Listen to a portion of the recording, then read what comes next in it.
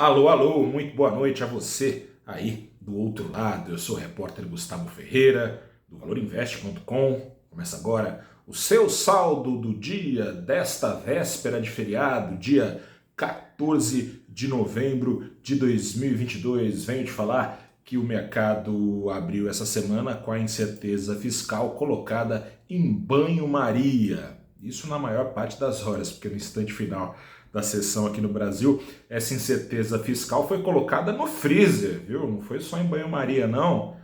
Rumores vindos de Brasília ajudaram o Ibovespa a disparar, chegou quase a subir 2%, depois foi resfriando conforme lá em Nova York o apetite ao risco virava aversão. O Ibovespa ainda assim com uma alta importante de 0,81% no fim do dia.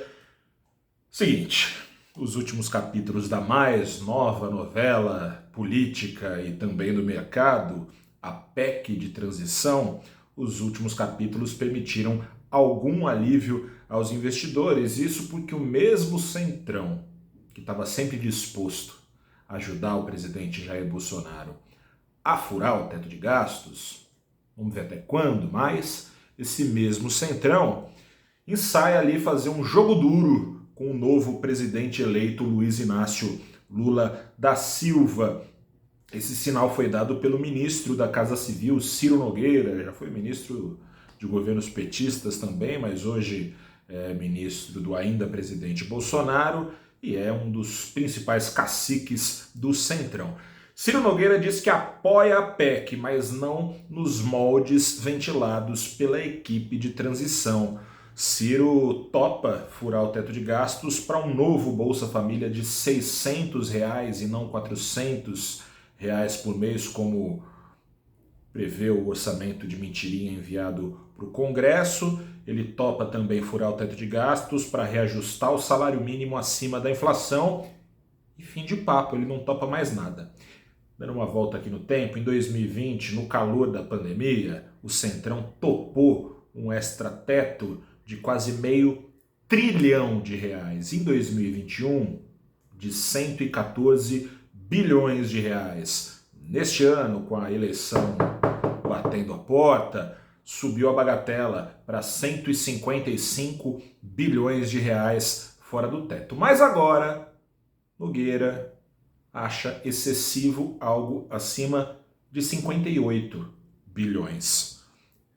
É um valor bem aquém dessa dinheirama dos últimos anos e também bem aquém dos 175 bilhões pretendidos inicialmente pela equipe de Lula. Nesse cenário, outros gastos, por exemplo, farmácia popular, gastos como prometidos por Lula, com um programa de renegociação de dívida ou investimentos públicos para tirar obras paradas do lugar, isso tudo teria que ser negociado para ser feito, e sabe-se lá se feito, de 2024 em diante. No fim do pregão, um rumor se somou a esse jogo duro do Centrão e ajudou a turbinar o apetite ao risco que já prevalecia aqui no Brasil, antecipando a essa resistência do Centrão. O governo eleito estaria alinhavando uma PEC mais comedida, mais conservadora que o plano essencial, não tão módica quanto essa que Nogueira topa,